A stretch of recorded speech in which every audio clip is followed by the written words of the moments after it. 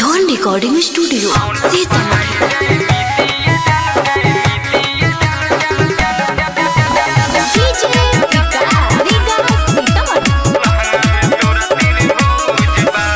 हिंदी अंग्रेजी पढ़े ले तो संस्कृत के आवाजन तोहरा पढ़ाई गणित के।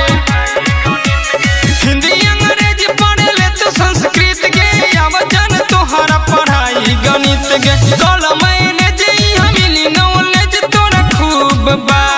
आओ ना पढ़ाई जय नीति ये जान सुन लहंगा में तोरा त्रिभुज बा।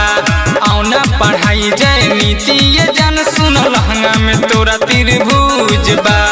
आओ ना पढ़ाई जय नीति ये जान सुन लहंगा में तोरा त्रिभुज बा।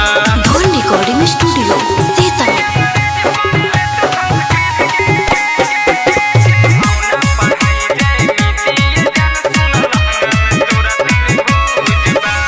नीति के शुरू कर खेल हो कबो न होइबू फेल हो।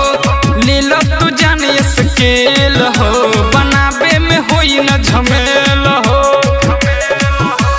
नीति के शुरू कर खेल हो कबो न होइबू फेल हो। ले लो तू जाने स्केल हो बनाबे में होई न झमेल। सवाल कइला न सेट नहीं करी है डिलीट यूज बा। आओ ना पढ़ाई जय नीति ये जान सुन लहंगा में तोरा त्रिभुज बा। आओ ना पढ़ाई जय नीति ये जान सुन लहंगा में तोरा त्रिभुज बा। आओ ना पढ़ाई जय नीति ये जान सुन लहंगा में तोरा त्रिभुज बा।